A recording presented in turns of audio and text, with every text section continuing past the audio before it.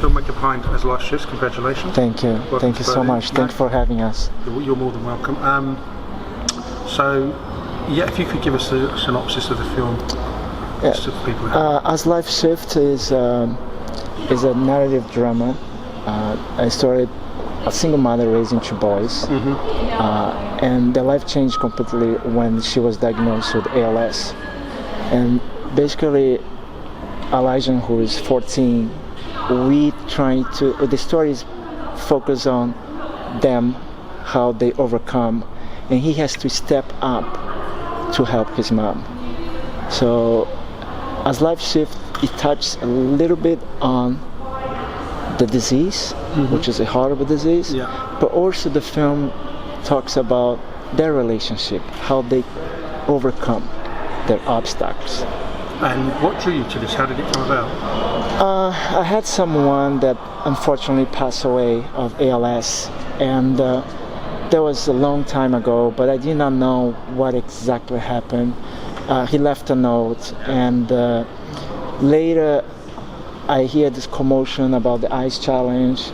Then Empire show, they had a show on it, and I was like, I have a story here.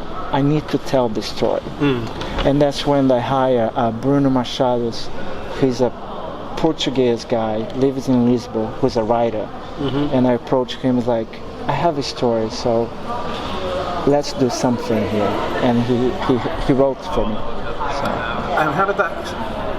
Yeah, because you're not the writer on this, but you presumably you told him what you wanted in the story. I mean, how does that sort of process work? The process is that I told the story that you wanted to be there. Want to be there, since I had lost someone. And then he said, "Okay, let me help you," and he created he put together the story. I kind of gave him a feedback in what happened in the past. And then from that, he said, "Okay, I will create a story," and that's the way he worked it. And when you saw the draft of the story, the first draft, was that what you did? Was it what you wanted? Yes, because he was very good actually. Because after we've been talking for 3 years to make the film, and talking and how we're going to approach this, and when he showed me the first draft, he nailed it.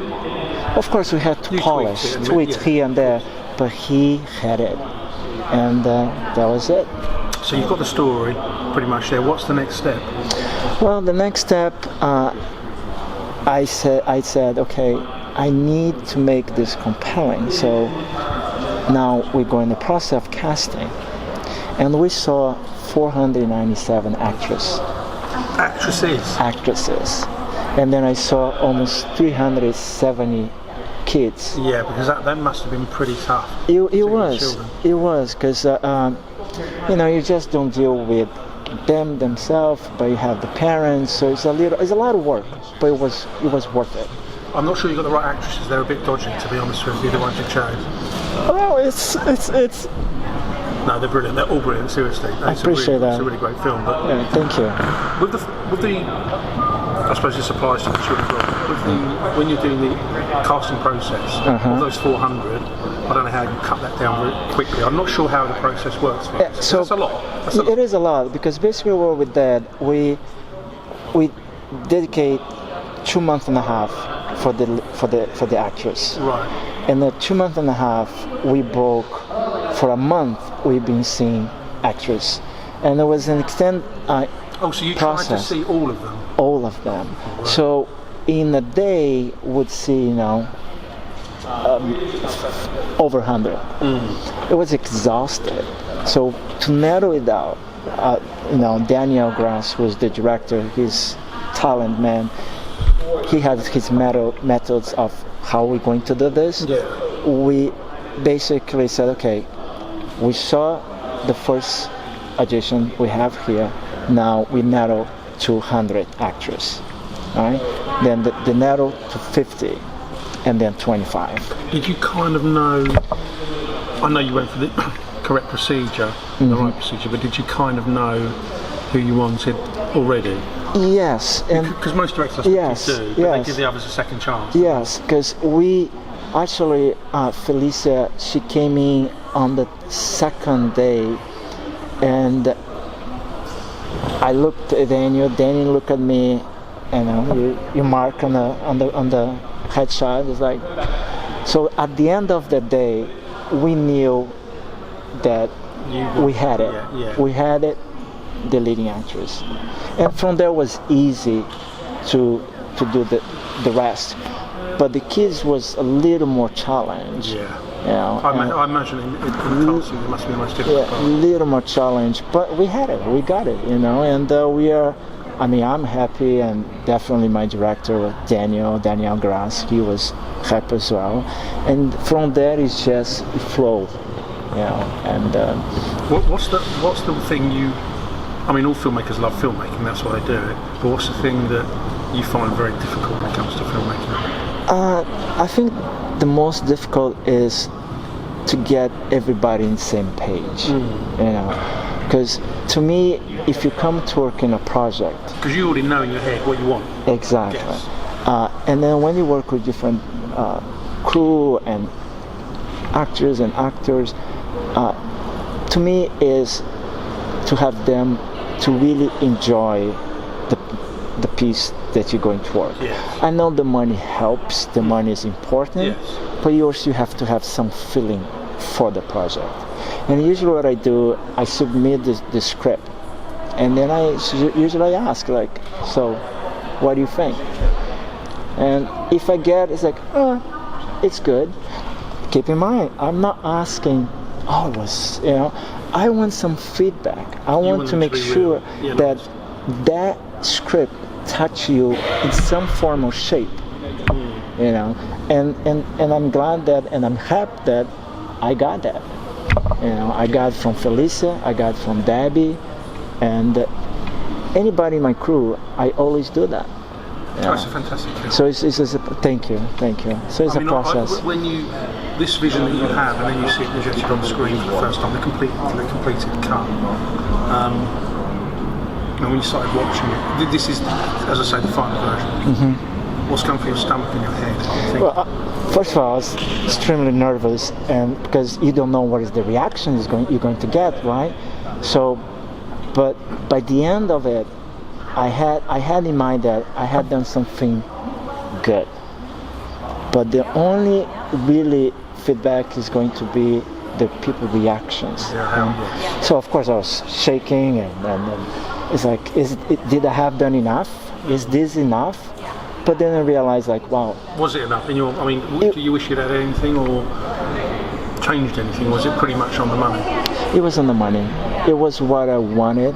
Was what Daniel wanted, because as a director, he's the brilliant. I work with him. This is my fourth project working with him, so we kind of speak the same language, And because I know you live in New York. I live in New York, yeah. But originally, I'm from Brazil. Yeah. He's also from Brazil, so there is a connection there, and we kind of knew, we knew what we want for the project.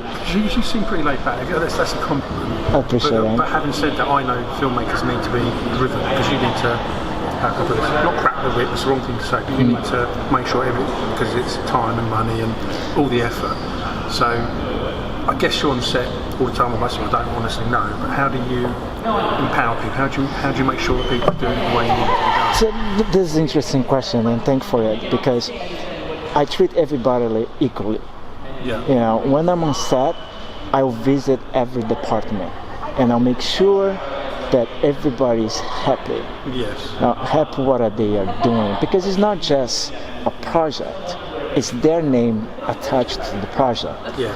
So if you're not really willing to embrace the project, you're not buying into it, are you? if you don't buy it, so now you have issues. And let me tell you, I had some issues. Yeah, of course. But overall, I think we chose the right cast, the right crew, and that helps. So I'm extremely proud of it. No, you should be. I'm extremely proud of it. it's great to be here in Berlin and being with you guys. It's great to be recognized, because that to me tells you you have done something right. I can't envisage how, and I don't just mean your film, but any film, that because you're all creators, artists, whatever, but really ultimately all you're doing is taking something that doesn't exist, that's in the ether, and suddenly it physically is there. And I have no concept of how that affects you in a good way. It must be a good way, because it must be very difficult to explain the feeling you have when you thought, shit, I had this idea and now suddenly there it is. Yeah. And it must be a very difficult feeling to explain. It is actually, right. It is, because there is no words that can describe seeing your film in the projector or in the theater. You feel happy, you feel anxious, you feel... The most, I think, to take here is, did I send the message? Did they get the message that I want them to get? And that is, I think, most filmmakers always having the back of their head, is that, did I got it? Did they got it? I got it for sure. And I think if you've got it and it's what you want, then you've cracked it, I think. Yeah, I mean, I would say so, because I want to do something that is good and that people would make sure or understand the idea behind of it. Yes. Yeah. And all my projects, it has to do with social issue.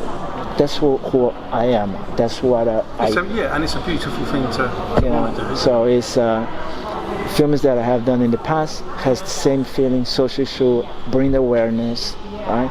And I think having that niche, it's easy for the audience to connect with, because somehow they always have a story to tell. So I think that's what we have achieved. Thank you so much. And in fact, what I say to all filmmakers, you encapsulate what I love most is the films are brilliant. I love it, and I love meeting the people, and it's a wonderful role that we all have at the festival. But actually, for me, is listening to the story why the film was made, and the story behind the story. And it could be a drama, it could be a comedy, it could be short film, long film, animated. Sure. To me, it's why was that done? What's the drive? Because every filmmaker has a reason for making a film. And yours is unique to you for this film. But I know TikTok or 13th Step, and I interviewed her. It's a fascinating one. And to me, that's what drives what I do. Because they're all amazing reasons to do it. Never had a boring film. That's good. You can't have, because they produce something, and there is a reason they've done it. On that note, I have to say I'm extremely happy. My cast is extremely happy to be here. We are having an amazing time. I mean, your selections of films, nailed it. I'm really, really pleased to be here. Thanks again, Steve. Thank you. All the best.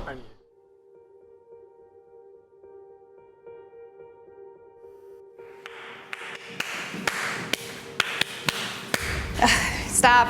I need you to feel the music, okay? Make it come alive in you. I know you got this. Hey! Ben! Stop!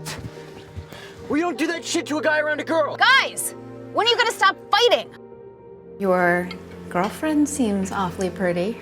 She's not my girlfriend, she's just a friend. She's a girl and she's your friend, so she's your girlfriend, stupid! Hey, Mom, you all right?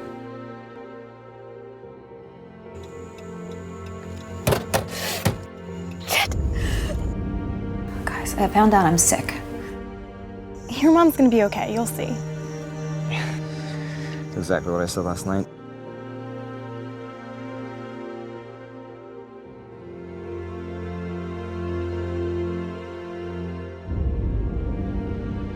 You think I made the right call?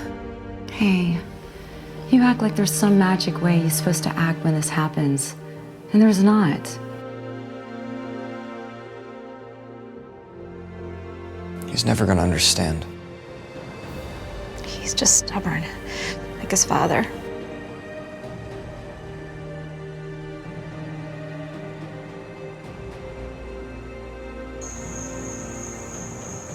I'm scared.